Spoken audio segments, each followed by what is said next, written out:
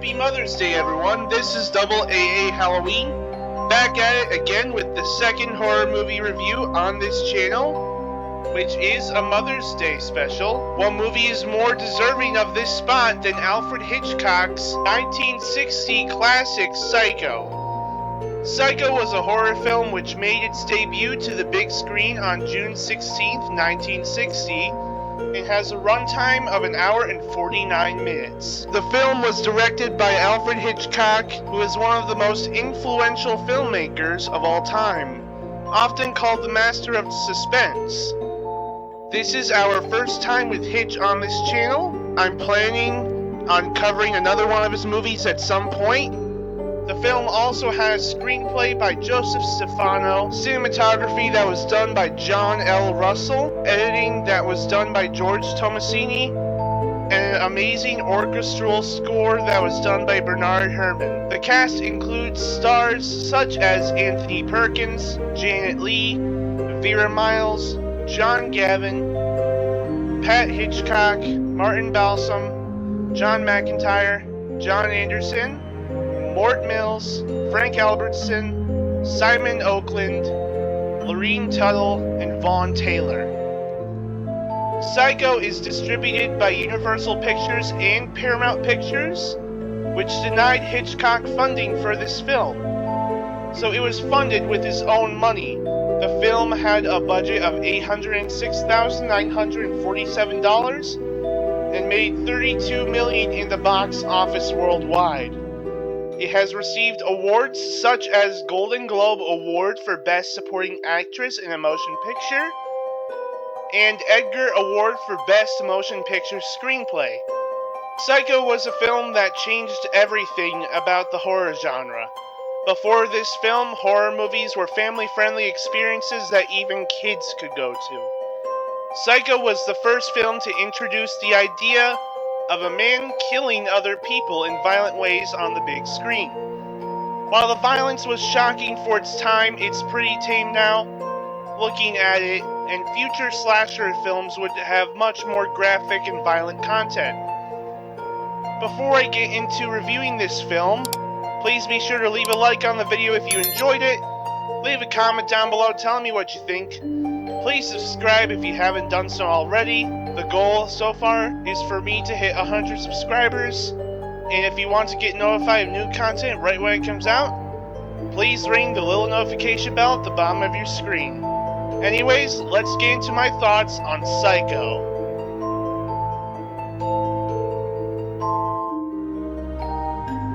Alfred Hitchcock's 1960 film Psycho is inspired by a book from 1959 written by Robert Bloch with the same name.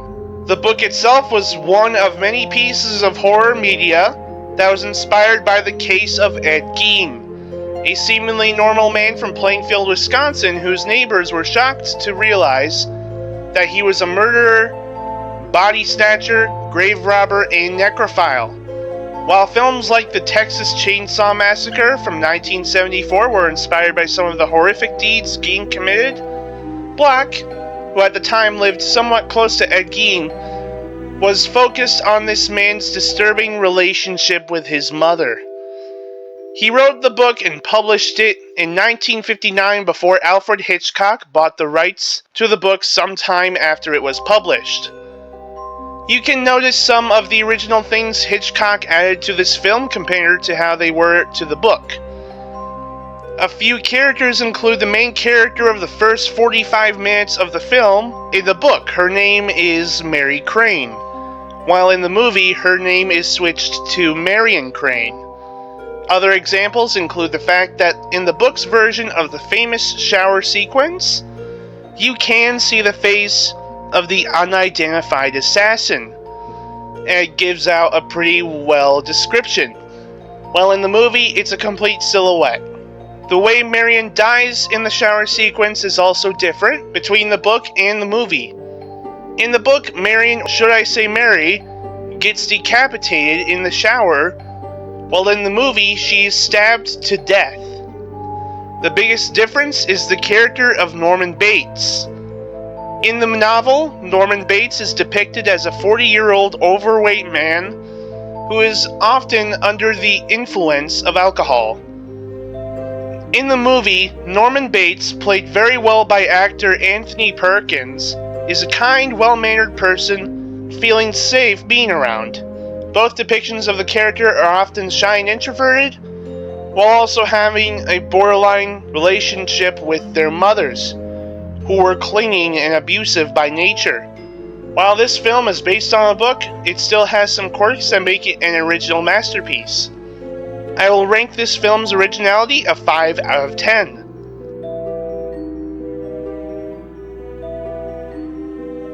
The plot of Psycho is as follows.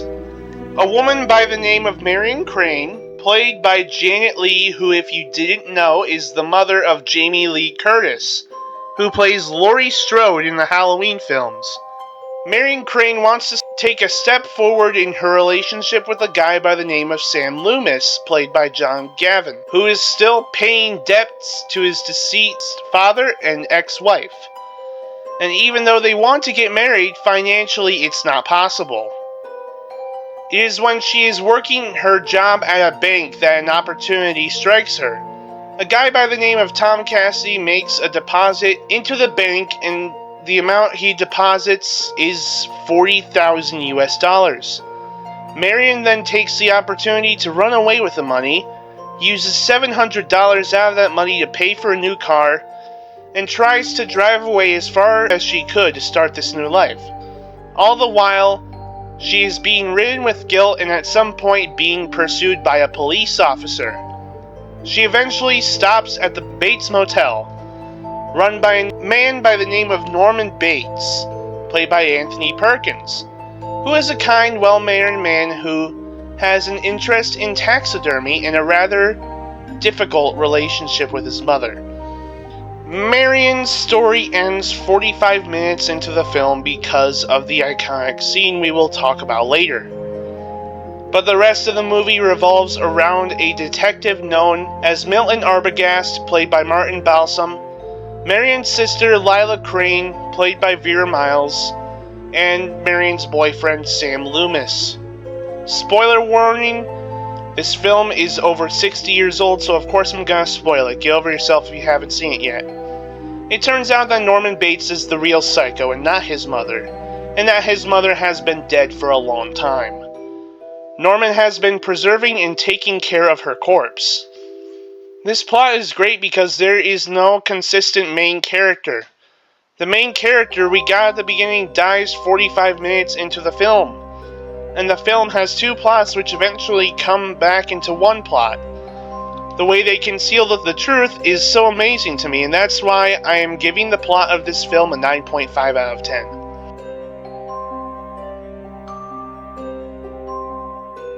While you might think that my favorite scene in this film is the shower scene, which we will touch on later, the best scene in the film for me is when the truth about Norman Bates and his mother is revealed to the audience. The amount of shock you get when Mrs. Bates slowly turns around in that chair and you see that skeletal face. Then you have Lila Crane screaming and accidentally hitting the ceiling lamp, which flails around and makes a distorted lighting effect. All the while, that score from Bernard Herrmann plays as Norman Bates, dressed in a wig and dress, with a kitchen knife in his hand, runs down the stairs, and Sam Loomis follows behind to restrain Norman and finally reveal that Norman Bates has been doing all of the killing this entire time. This scene easily gets a 10 out of 10.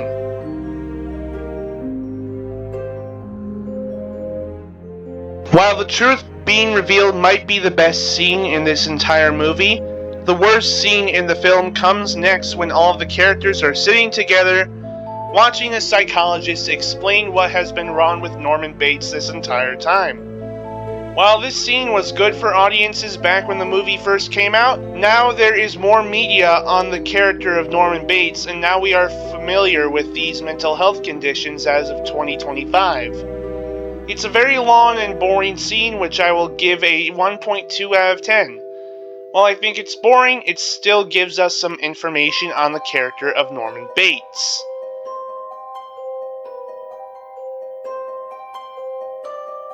Now let's talk about the most iconic scene in this entire film, the shower scene.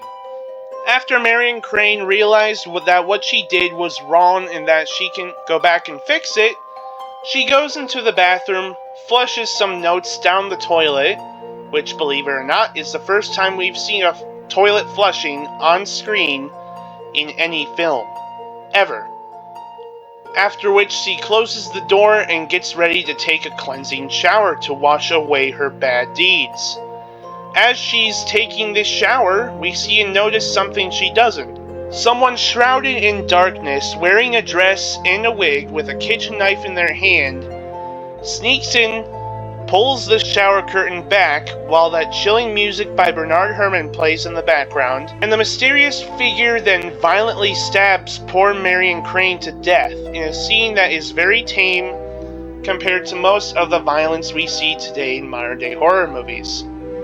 Of course, we did not have CGI during 1960, and there were much stricter rules about showing graphic and extreme violence in the world of film. So we don't actually see a knife puncture the skin. Instead, our brains fill in that picture. You still hear the sounds of a knife stabbing into flesh, which was accomplished by using the sounds of stabbing a cassava melon and the sounds of stabbing a raw chunk of meat combined. Those two sounds combined to make the chilling sound that very well imitates a knife puncturing skin. Of course, there is blood leaking out of Marion eventually, but no visible wounds. Since the film was in black and white, they used Bosco's chocolate syrup to imitate the look and viscosity of human blood.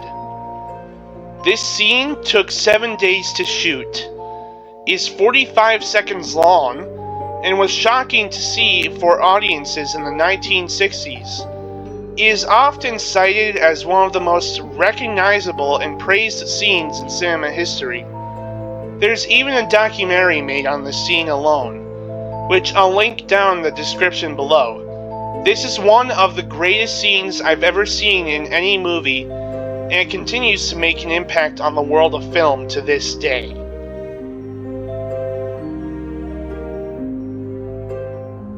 Now, this movie isn't scary because of the violence, the gore, the jump scares, nothing like that. Instead, what makes this movie scary is the fact of not knowing if you're safe or not. Checking into a remote motel and not being familiar with the environment or the people there. The reminder that danger can lurk anywhere, even in environments where you feel safe. Even the people who seem like they're safe to be around when you first meet them, they can be dangerous as well. Playing with our subconscious worries like, what if a guy comes in and kills me while I'm taking a shower? I have to admit, I was one of the people, even before seeing this movie, to be afraid of taking showers right when I first heard of this movie. And yes, of course I still took showers, because I don't want to have bad hygiene, but you know what I mean. I was even afraid of old-looking motels when I first heard of this scene. When I first went on a trip to go to the Spirit Halloween flagship store in New Jersey, me and my dad stayed at a motel around that area. And I was nervous and skeptical about staying there because of that movie. For the scare factor, I would give this movie an 8 out of 10. Overall else, Psycho is a great movie to watch and a very influential film for its time. If I were you, I would watch this movie when you get the chance. For me, Psycho will be getting a 9.8 out of 10. That's all I have for you today. Thanks for watching, and this is Double AA Halloween signing out. Stay tuned and stay scary.